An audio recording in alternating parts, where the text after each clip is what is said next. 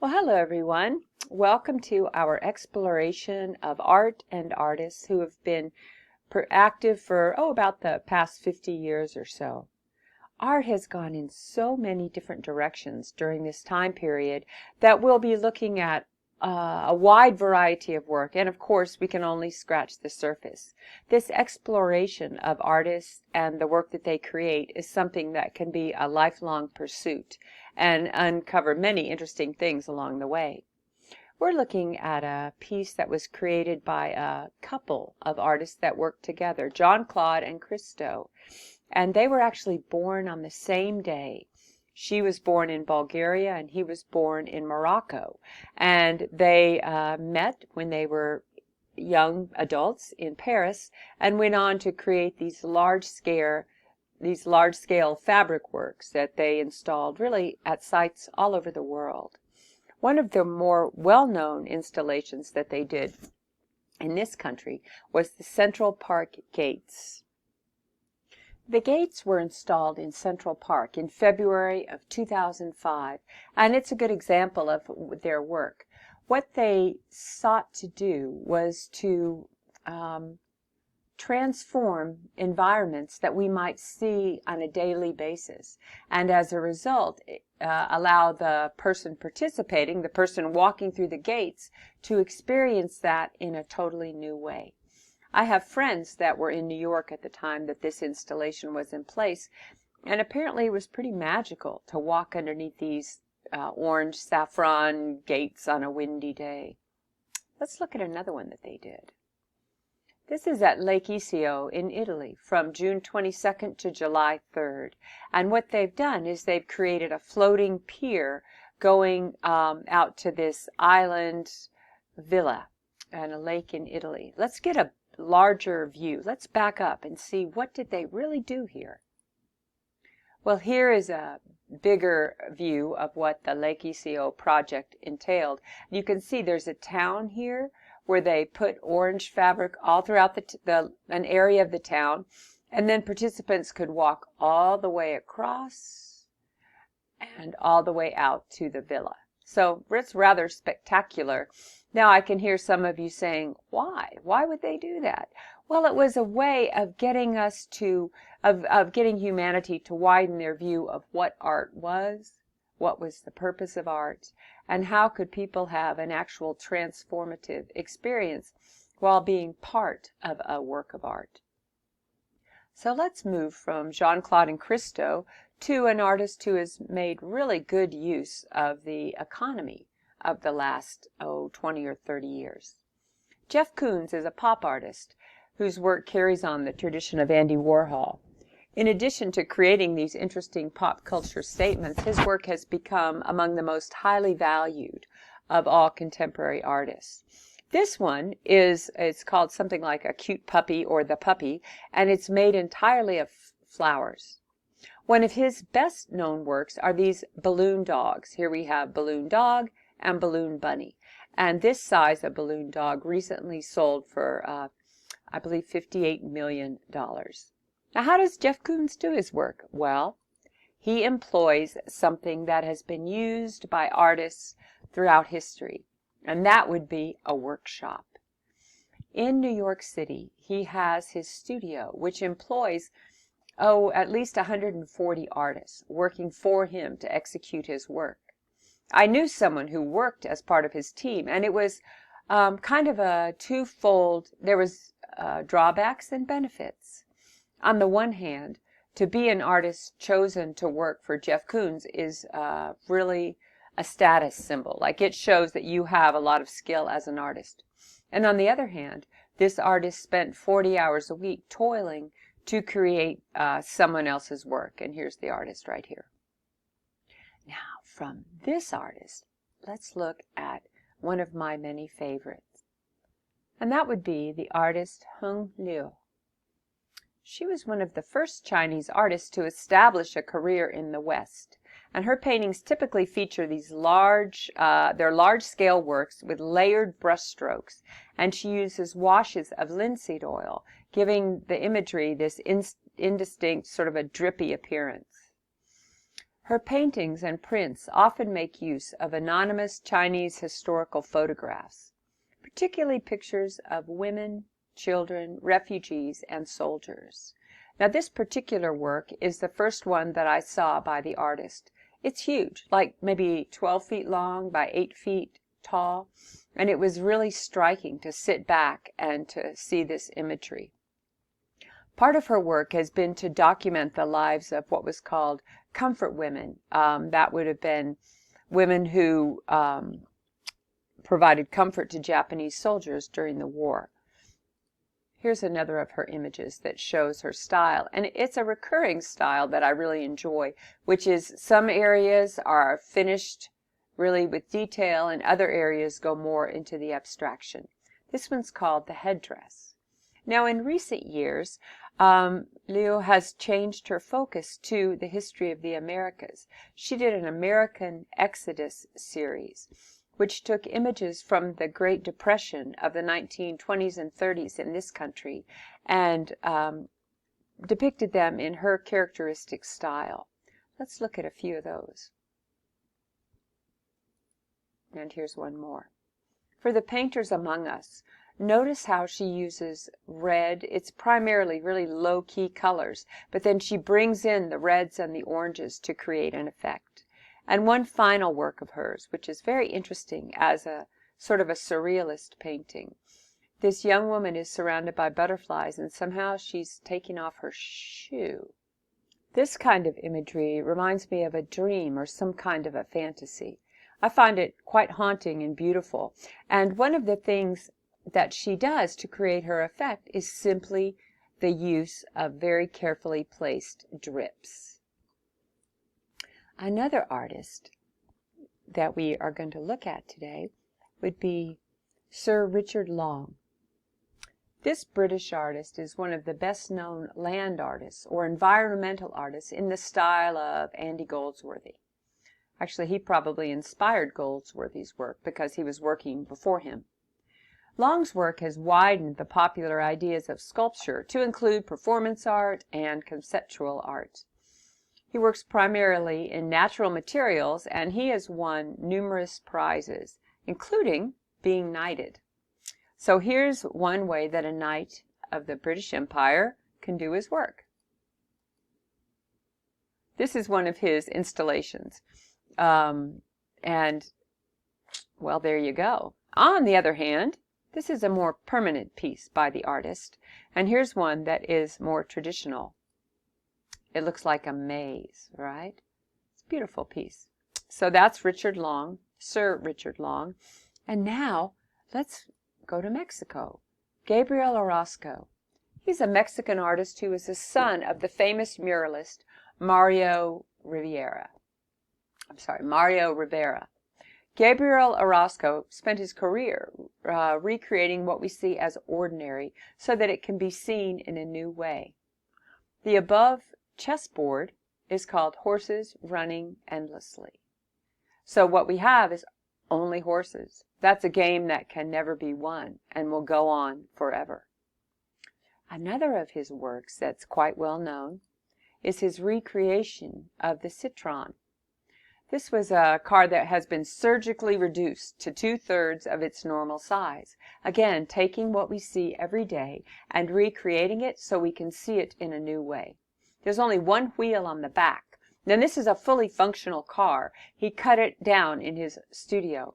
Here's another one in the background is one of his bicycles. One more work by this artist. Here we have the biography of a whale and skull. I guess that's two more works by this artist, but they do share a similar characteristic. So for the whale, it's an actual whale skeleton that he has marked with graphite. In fact, him and his assistants used over 6,000 pencils to decorate the whale skeleton, which is hung at as an installation at several museums. Now, the skull with kites is a checkerboard on a skull, again, just done with graphite. So, from Orozco, why don't we go to Moshe Safdie? Now, you've seen Moshe Safdie's work probably if you've been to the Crystal Bridges Museum of Art, because that is the architect that designed the museum that's close to us here in Arkansas.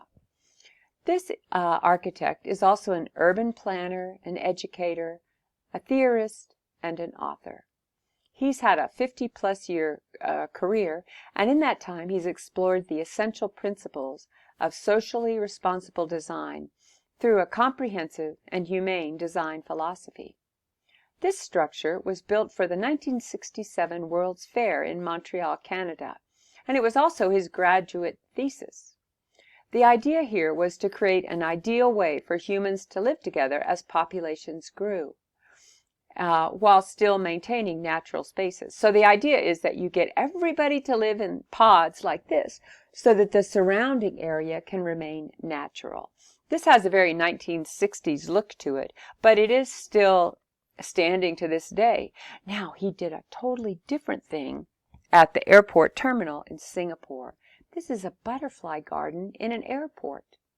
Thousands of butterflies live here inside this terminal in a tropical habitat, along with over 700 orchid plants and a variety of over 200 plant species.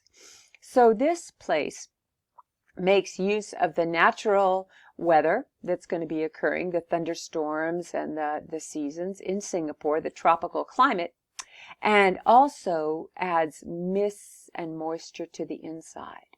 So what a delight when traveling to be able to walk through a terminal such as this and find yourself in a butterfly garden. So here's another work which is a lot closer to home, and that would be the Kauffman Center in Kansas City, Missouri. The Kauffman Center is a huge performing arts center. I've been there many times, and it is a really wonderful space. It has light and airiness and a feeling of openness. And each concert hall is unique and wonderful for listening to music. So that's Moshe Safdie. Oh, and I hear that he's been contracted to expand Crystal Bridges. So there'll be more of his work at the Crystal Bridges Museum. Maya Lin is another very well-known architect. She was a daughter of Chinese immigrants, but she is an American. She's best known for designing the Vietnam War Memorial, which she did when she was only 21 years old. She was part of a competition, and she was a student at, I think it was Harvard, and she submitted her entry as one of hundreds of design entries, and she won.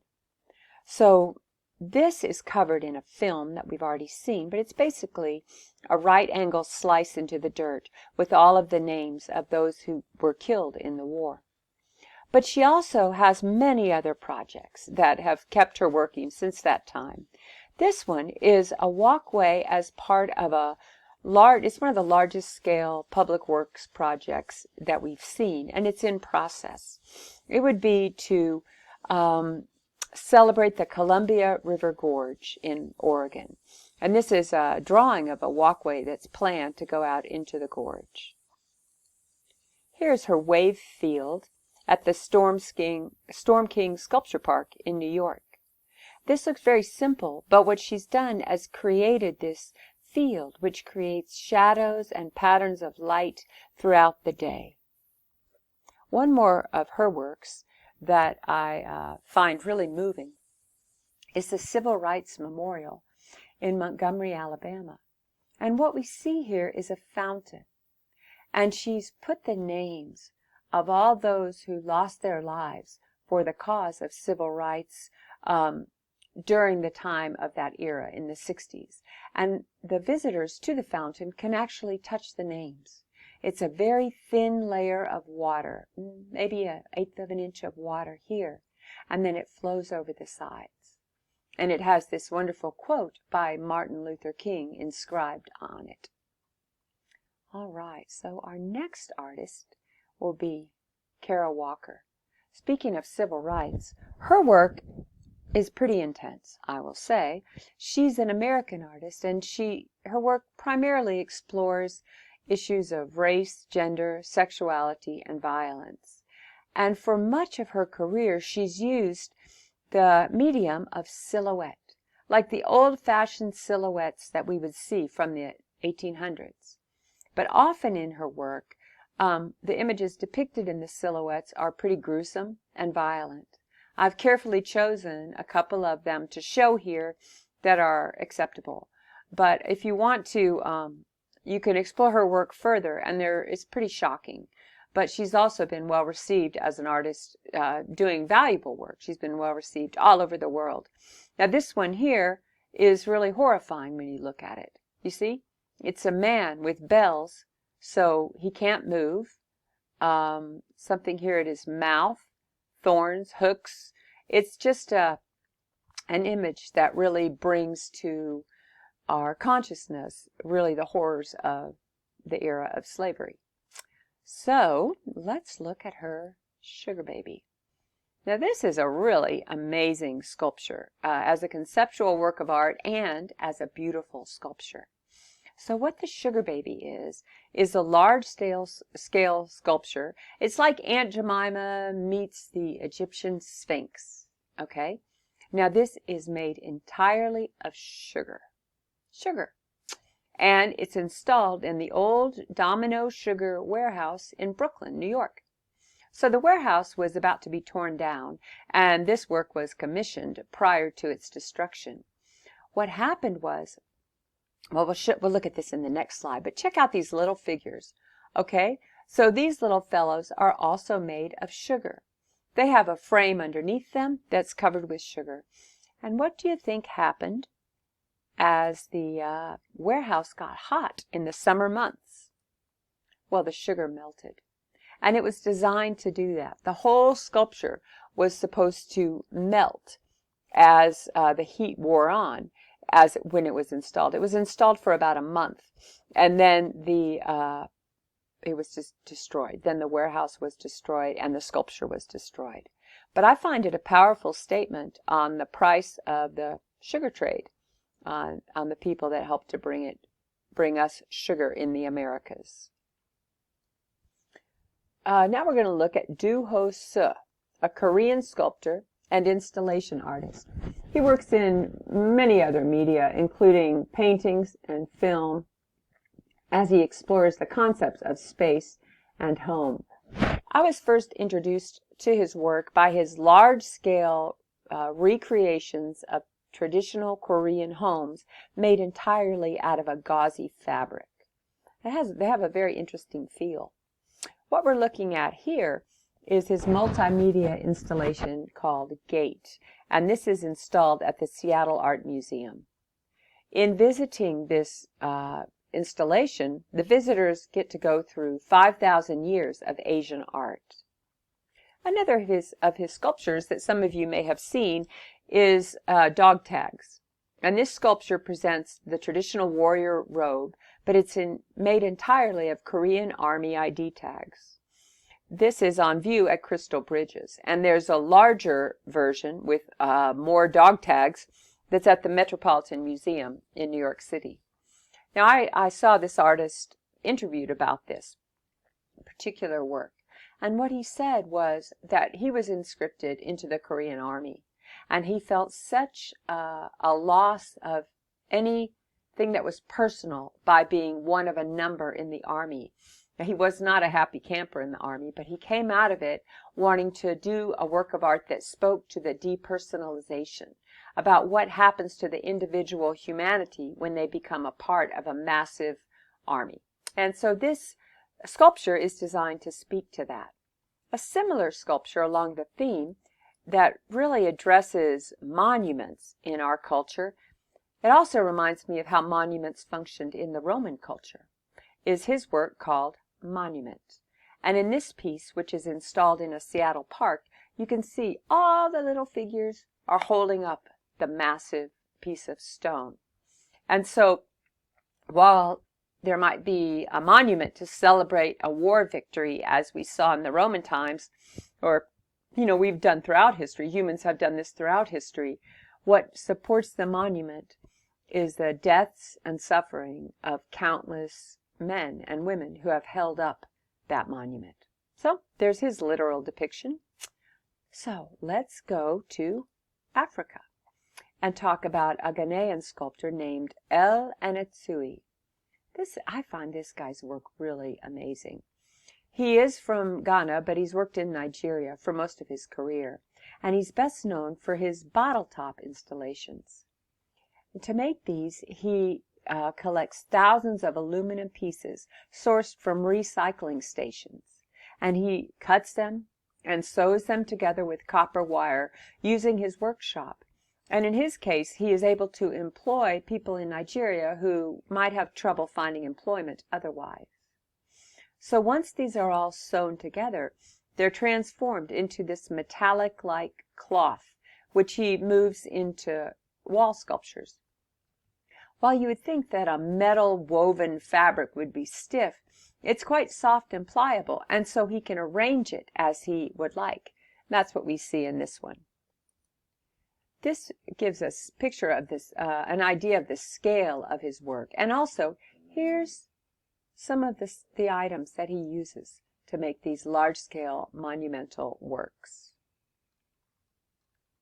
So let's look next at someone who's more a traditional painter. And that would be Jeremy Winberg. He's an artist who lives currently in Utah, and his work primarily focuses on depictions of Native American figures. But I found this picture of his online, and I wanted to share it because I think it's a really beautiful, loosely painted portrait. And as we look at this portrait and compare it to the next one, we'll have a real strong feeling of the range of styles that this artist is capable of. According to the artist's website, he blends realism with abstract backgrounds. And apparently he'll use, oftentimes he'll use a brush for the central figure and use more like a painter's knife and looser tools for the background. Now this painting shows us several things about the artist. One of them, and this is for all the painters out there and for anybody who likes to look at art, notice how he's used rim lighting. This is useful in photography as well. And all that means is that the figure is lit from behind. So what he's done here is it's a simple application of gold and white paint around the exterior of the figure, around the outline of the background, but also he's reflected that on the front, on the face. So we really get a feeling of light. Now, another thing I do want to point out that I saw in this artist's work, in his depictions of Native Americans, is that they seem to be a little bit anglicized. They look more European than one might traditionally see in Native cultures. And that's something that we commonly see when people of European heritage are depicting Native peoples. Also, there's a romanticizing of their life, and of the life of the people that he's depicting in some cases. Here's another one of his paintings, and I look at the mastery of technique that this artist uses. This is really a beautiful work. And he's also risen to the top of his field in Western art, and he's a very popular Western artist to this day. He also does religious works and some quite beautiful landscapes. So that's Jeremy Winberg, if you want to look him up a little further. And lastly, we're going to end with the artist Ai Weiwei. Ai Weiwei is a Chinese artist and activist. In fact, his father was considered subversive by the Chinese government. So Ai Weiwei grew up in far northwest China in a very difficult situation based on his father's activities. Now, as an activist himself, he's been openly critical of the Chinese government's stance on democracy and human rights, and he has paid the price. Ai Weiwei has been imprisoned, he's been tortured, and there's a very famous video of his art studio being bulldozed by the Chinese government. One work that really exemplifies this artist's style and the subversive way that he's challenged the Chinese government would be the snake, backpack snake, right up here. So in the Sichuan earthquake of 2008, the death toll was really large. We don't know exactly because we're not sure about the accuracy of what was reported. But what is known is that thousands and thousands of school children died because their schools collapsed on them. And the reason that the buildings collapsed was because of shoddy construction. So these snakes are actually made up of the backpacks that the school children would typically wear. So he took all of those and put them together to make the snake in order to honor the lives that were lost in the earthquake, the young lives that were lost when children were crushed in the school buildings that were built by the Chinese government. So this did not win him any favor with the authorities, as one might imagine. Now, one more interesting twist on this is that in the Beijing Olympics that were held in the 2000s, he designed the famous bird's nest arena. So he was, as an architect, he designed an arena as a jewel of China, a famous artist, and then he turned to protest and was then imprisoned and had to leave the country. In 2015, he was given permission to leave China, and he's lived all over the world and has become a contemporary art sort of superstar. This is called Crystal Tower. And I find this a very interesting sculptural installation because it does kind of refer back to the famous Tower of Babel. One more of his works is a recent installation called Refugee Boat. And this sculpture is made entirely of inflatable rubber rafts of the kind that are used to carry refugees from Africa to Europe. In this installation, there are 300 larger-than-life figures crammed into this raft, which is installed at an old shipbuilding facility near Sydney, Australia. And it was part of the Australia Biennial Art Exhibition. So this depiction of rather pointed political art will bring this lecture to a close. Because as we wind up the last 50 years of art and come through all of the changes in 2020 and look at what's beyond, art will change. How art will change, we don't know. And those among us who are artists will be tasked with helping to create what that change looks like. In researching contemporary art since 2020, I found some interesting images. You know, this one of Donald Duck looking all post-punk and like he's having a rough day is a pretty interesting image. Who knows where we'll go? But I can tell you that the creative people at work today will be the ones that will help to determine how art continues to evolve into tomorrow. So that brings this lecture to a close. Thanks so much for listening. It's been my pleasure to share all of this art with all of you. And as I said at the beginning, there's so much more out there. I invite you to get out and explore it. Thanks for listening.